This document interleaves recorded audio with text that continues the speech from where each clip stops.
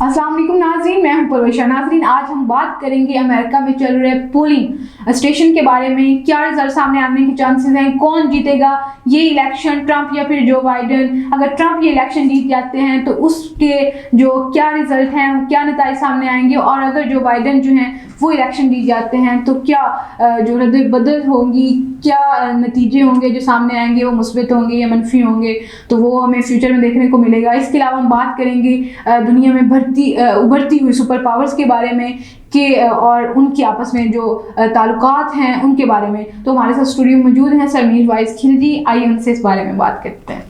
अस्सलाम वालेकुम sir. Sir, ये अमेरिका में इलेक्शन पोलिंग चल रही है और ज़्यादा चांसेस जो हैं वो जो बाइडन के नज़र आ रहे हैं कि वो जीत जाएंगे, और तकरीबन लग रहा है कि वो जीत जाएंगे।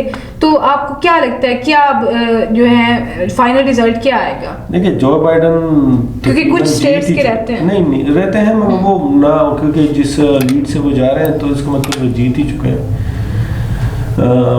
जो बाइडन जीत चुके हैं। मैं कल भी एक न्यूज़ चैनल को इंटरव्यू दे रहा था तो मैंने कहा था कि जिस तरह की अमेरिका ने चीज़ें होल्ड पे रखी हुई हैं, पेंटागन ने चीज़ें, फॉर एग्जांपल पाकिस्तान का FATF का होल्ड पे होना, उसके बाद तालिबान मुज़ाकरात का डिले होना, इसको मैंने कहा था ये इशारे दे रहे हैं कि पेंटागन जो है वो किसी तब्दीली की तरफ देख रहे और न्यू प्रेसिडेंट के आने के साथ उसकी प्लेट में कुछ रखना चाहते हैं। पाकिस्तान के साथ रिलेशन हो गया, चाइना के साथ उसकी टसेस हो गई, और उसके साथ साथ जो है तालिबान मुज़ाकरात हो गए।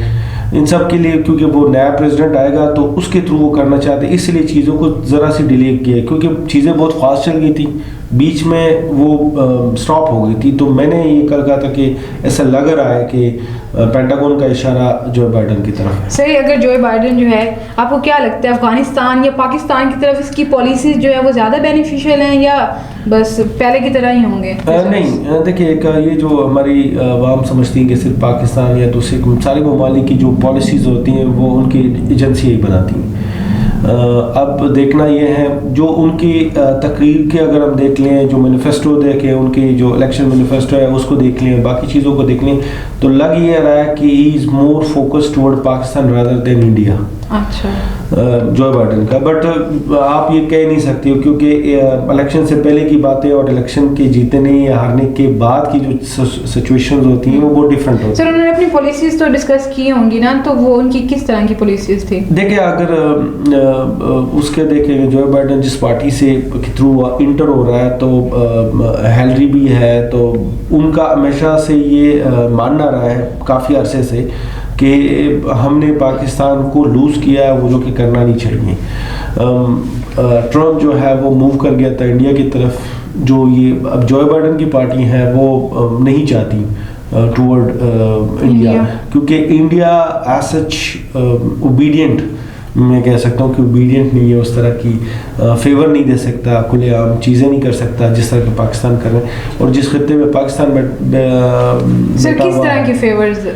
देखिए, अब वो अफगानिस्तान में इंटरफेयर करना कहेगा, भारत का कितना स्टेक है इन उसमें, चाइना के साथ अगर वो टैकल करना चाहता है तो भारत क्या कुछ कर सकता है, क्या हेल्प आउट कर सकता है चाइना के थ्रू, मतलब जो कौन ज़्यादा स्ट्रॉन्ग है? देखिए, अगर मैं एज अ अमेरिकन स्टेट पे जगह बैठ के सोचूं तो I will definitely favour Pakistan.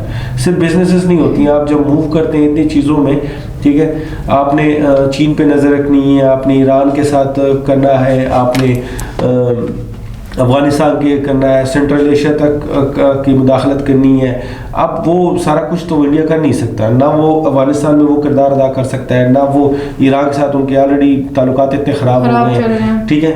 और सेकेंडली जो अरब ममालिक है उसमें अगर इन्फ्लुएंस करना चाहते हो तो Pakistan much favourable than India.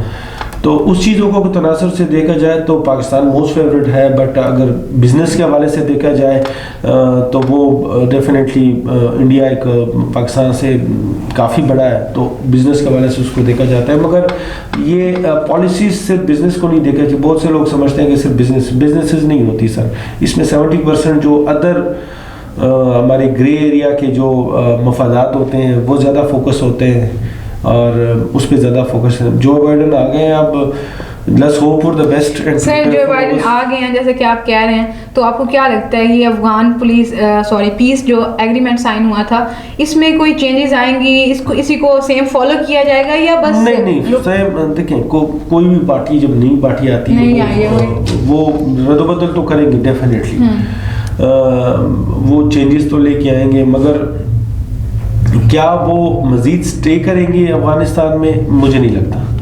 उनकी पोजीशन ही नहीं है अमेरिका के जो इकोनॉमिकल जो सिचुएशन बनी हुई है और जिसके तरह के हालात हैं कि वो स्टे कर सकें। It's not about the Trump ने डिसीजन लिया। ट्रम्प ने अगर डिसीजन लिया भी है तो उसके मुल्की हालात थे और जो खर्चे थे वहाँ पे, जो उनके वहाँ पे अगर वो स्टे करते हैं, जो उनके अखराजात हैं, बाकी ममालिक में अगर वो इराक में स्टे कर गए तो इराक में इतना तेल था कि वहाँ से वो तेल दूसरी चीज़ें करके और इस तरह की गोल्ड्स थे तो वो उनकी थोड़े बहुत खर्चे वहाँ से पूरे होते हैं। अफगानिस्तान में टोटली उनकी सिर्फ और सिर्फ एक्सपेंस ही है, रिकवरी इतनी नहीं है।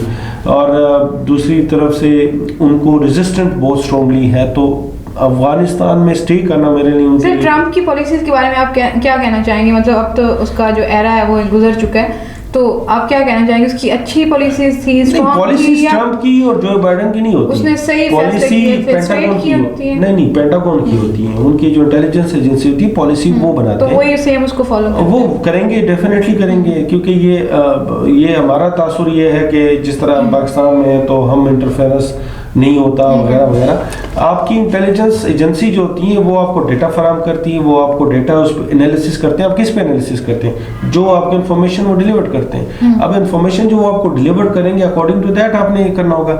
अगर वो आपको सारी इन्फॉर्मेशन ये कलेक्ट करके देते हैं कि पाकिस्तान के साथ ताल्लुकात रखने में अब ये फ़ायदे हैं या ये नुकसानात हो सकते हैं अगर नहीं रखते हैं, तो कोई भी बंदा होगा डेफिनेटली वो उसी सेट पे डाइवर्ट होगा।